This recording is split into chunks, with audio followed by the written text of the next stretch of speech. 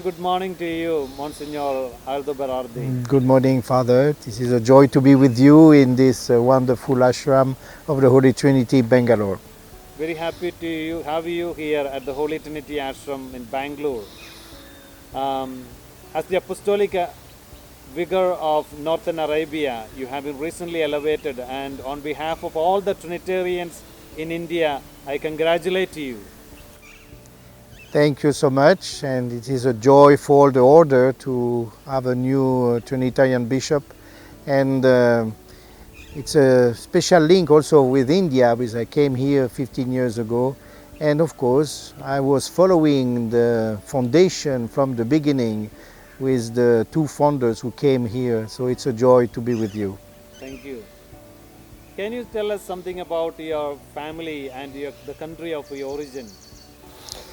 So my family came from Italy, South Italy, Apulia, and my father emigrated to France in 1956, and my mother and my brothers and sisters follow in 1960. Me and two other brothers born in France. So we are not French, even if we keep the Italian citizenship. And all my family now is in France. All my brothers and sisters got married, and my nephew and niece got married. So we are a big family now. Would you please tell us something about your vocation story, especially choosing to be a Trinitarian? I was called by God. I was very young. So the day of my first communion, I received a call to be a priest and to join the seminary. But of course I was too young, so I took my time, and I joined the minor seminary. I was 16 years old in France, of course. After my high school studies, I joined immediately the major seminary with philosophy. But after this, between philosophy and theology, in that time in France, all the boys should go for military service. And so we have the choice between military service 1 year or civil service or voluntary service 2 years. So I chose this case, and I was sent to Madagascar. So in Madagascar, by case, I knew the Trinitarian in the Diocese of Tirunelveli. Was founded by the Trinitarian, Spanish Trinitarian. And it was 2 years of service there as a French teacher, but also I was living with Trinitarian, and I have the chance to know the order, to know the history, and met also General Father Gamarra in that time. And after this experience in mission, and knowing and seeing the dedication of the Trinitarian for the foundation of that missions, and also the charism they were carrying on. So I was asking to be Trinitarian. So I started my postulancy in Madagascar, and I joined immediately the novitiate when I came back to France. The first novitiate in Cerfroy, the place of foundation. And the General Father just opened the new community in 1986. Yeah. And we were two novices at that moment, one from Madagascar, one and myself. And this is the beginning of my journey in the Trinitarian charism, knowledge, history. And now I am very attached to the place of foundation. Cerfroy, for me, it's important because it's the place of formation, place of my novitiate, place where I was sent after my ordination as a first minister, and very meaningful for us Trinitarian, and with we can breathe the Trinitarian charism. Yes. Very interesting to know, how during your service, civil service, in Madagascar, that you discovered your vocation to be a Trinitarian. Yes, I take the chance to take time to understand and to discern. Of course, I was in link with my seminary, my diocese in Metz in France, And when I asked to change, I asked to enter the Trinitarian. Of course, the seminary was a little bit shocked, but of course they respected my choice, and it was a nice moment. The only time I was listening or heard about Trinitarian was in the city of Metz. We have in the past a Trinitarian monastery, and one street is called Street of Trinitarians. And I was passing this street many times to go for the Italian mission to give catechism to the children, and the only knowledge about this, it was written in the old church, order who disappear. So for me it was not existing at all, but and something funny also, some jazz club open in that street, and they call themselves the Trinitarian.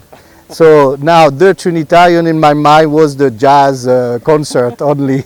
So it was very funny when I discovered them. I said, finally, oh, you are existing, and said yes. And this is the beginning of our discussion, especially with Spanish Trinitarian, Italian Trinitarian. We met sometime in Madagascar for retreat and talk, and it was a good occasion for me to speak with the missionary. And of course the missionary gave me this will, you know, to dedicate myself completely, of course, not only as a diocesan priest, but also in the mission and the charism of the order. We noticed that, you know, from the early days of your priesthood, you chose to work among Christians in difficult situations. What prompted you to take up such a difficult task and mission? The mission of the order is very clear. According to our constitution and our traditions, Trinitarian are sent to redeem captives, and also to care about the charity work or the work of charity in the place we are living. So this is natural for us to care about poor people in the place we are living, to open our houses and also to have a pastoral care, especially in the field where the others are not going, maybe for many other reasons, but to give and to express and testify of God's love, we should go there. So for this I was attracted in the mission first, and after every place I was working for or doing my study also in Montreal, because I studied theology in Montreal, Canada. I was always, you know, attracted by our missions to the poor, and also reflecting about captivity. What does it mean for us, captivity, after 800 years of history? Of course, the traditional captivity or slavery maybe tend to disappear, but is not so sure. But we have a lot of captivities now, and we Trinitarian where we are living should discover what is the bondage of people, and we should work to break this chain in order to reveal to them the freedom given to the children of God. And so I was always attracted by this. We have a lot of charism in the church. This is a good fruit of the Holy Spirit, but we Trinitarian have a special approach through the Holy Trinity, but also special charism, and this charism should be developed and adapt to our time. Yes. You spent a few years serving the Sudanese refugees in Egypt, in collaborating with the Kamboni fathers. Can you tell us some of your memorable experience of being very close to those Christians in difficult situations? I responded to the appeal coming from the General Father that time about Sudan and the difficulties of the Christians persecuted by other Sudanese in North Sudan, in Darfur. So we were a group of Trinitarians sent to Egypt to study Arabic and to prepare ourselves to go to Sudan. Unfortunately, never received the visa to go there because it was a closed country, Islamic country, very difficult to reach in. And by chance, of course, as we have also Comboni fathers working in Sudan, because the Comboni, the founder, he was the first bishop of Khartoum, and the Comboni living in Egypt, we have, some connections, and if we cannot go to Sudan, we can welcome the Sudanese refugees escaping from difficulties, persecution, and even slavery. So we collaborate with the Comboni, and we have also our center. I was with two Spanish brothers, Trinitarians, and we were in charge of a center, refugee center, San Bakita. You know Bakita? San Bakita was a Sudanese saint who was slaves and was redeemed by Italian consul and brought to Italy, and she became Catholic at that moment, and she wanted to enter to the Canossian Sisters. It's a very wonderful history and inspiring us also. For this, our center was Center San Bakita. And of course, as we have thousands and thousands of Sudanese arriving every year, we have to care about the children. So we open a school. We have to care about women isolated. So we have a work with women ministry. We have also charitable ministry, and all this field social ministry, but also, of course, religious ministry, as we have also catechism, preparation of sacrament, celebration. It's a joyful, even if they were persecuted, African liturgy are very joyful and dynamic. So, and we have a nice memory of these people dedicated to God, even if they were persecuted, and given testimony. So it was also for us a good moment to go deeply in our charism and to give what we have to give, to help them to find a new way of life, maybe to immigrate to other countries. Most of them immigrate to Western countries, but to give them to keep faith, keep their faith. They were facing difficulties. Coming to Egypt was not so easy for them because it was in Cairo, and we give them this possibility to develop and go deeply in the faith. This is what we Trinitarians are doing to preserve the faith of Christians, do all our best to give them this atmosphere of Christianity, and to give them, sacraments, and of course the love we receive from the Holy Trinity. So I have a lot of stories about children, about teenagers, about families, and also singles coming, and the difficulties for them to be stable, even if they were in steps going to further their destination. Yeah, so such beautiful ministry, very much the charism becoming alive, the way that you have done it. Now that you are elevated as the Apostolic Vicar of Northern Arabia, what are some of your dreams and visions for this particular region? As you know, the General Chapter approved the foundation of a Trinitarian community in Arabian Peninsula, called by the bishop at that time.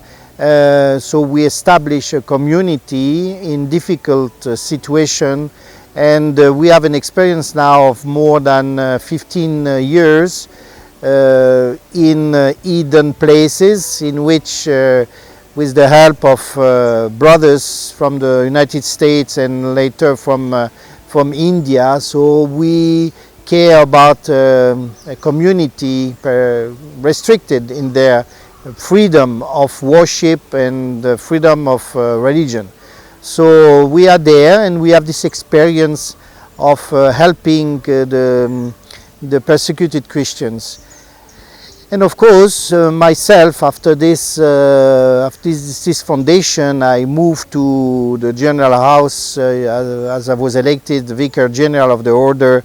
But I was called by His Holiness Pope Francis to go back and to care about the big vicariate of Northern Arabia. You know, this vicariate is in Arabian Peninsula with 4 countries, 4 different laws, many difficulties, as we are in the vicariate, Qatar, Bahrain, where is the cathedral, Kuwait, and Saudi Arabia.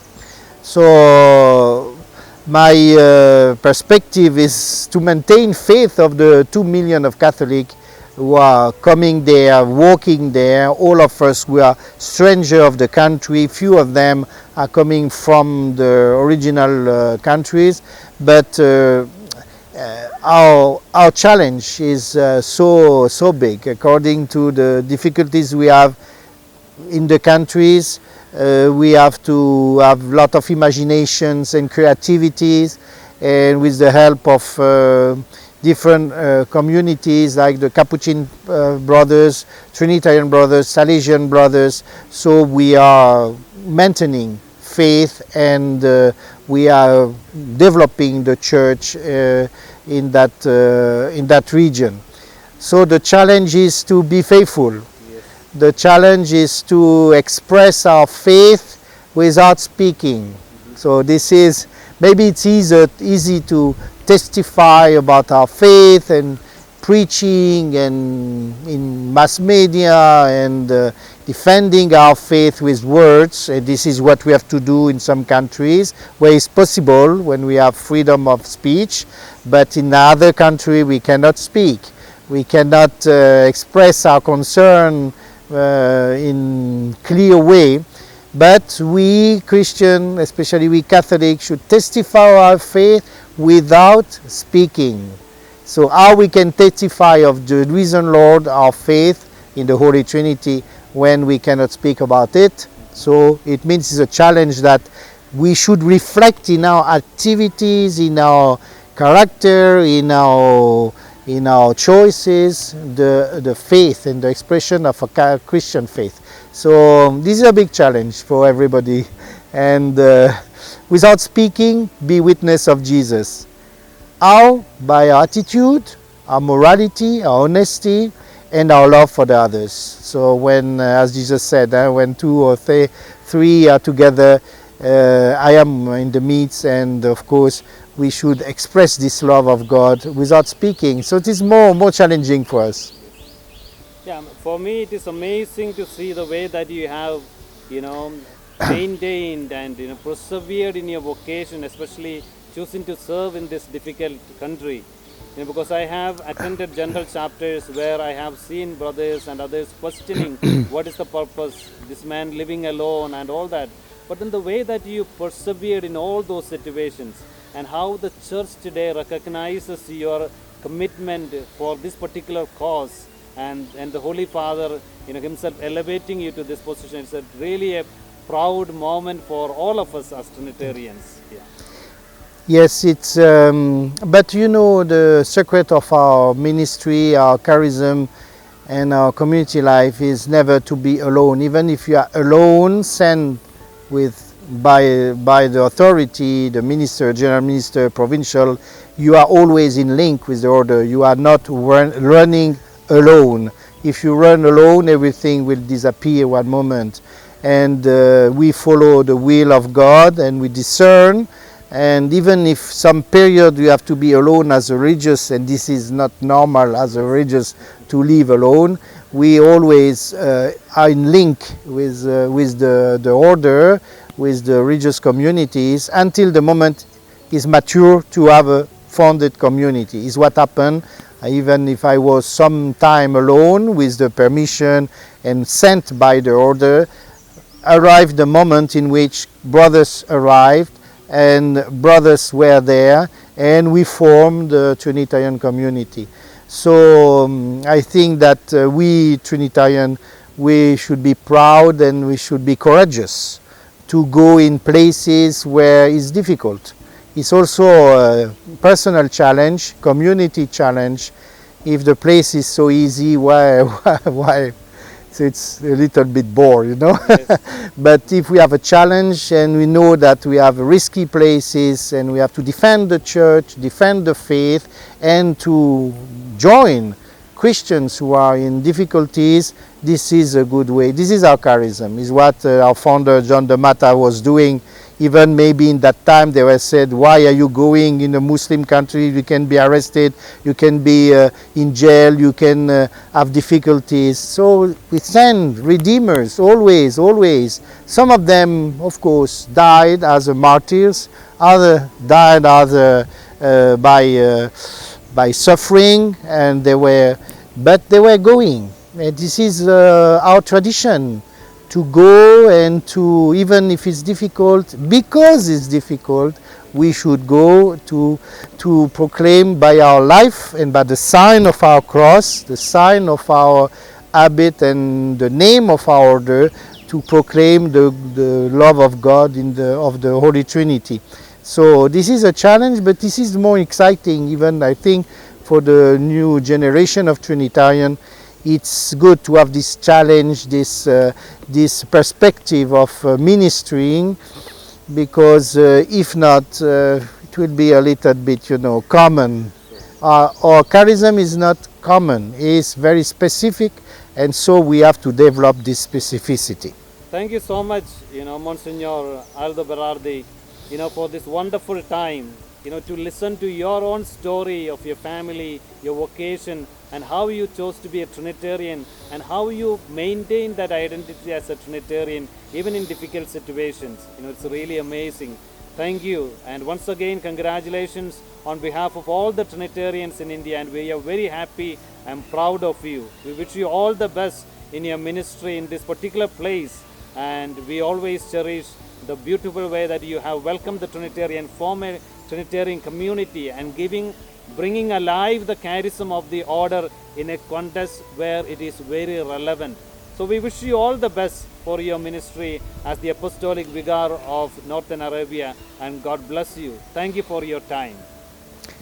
Thank you so much for inviting me. Thank you also for the Vice Province of India and the commitment in my vicariate. So in the community is also relevant in my vicariate. So thank you so much to keep alive the charism in your Vice Province. Thank you, Father. Thank you, Father.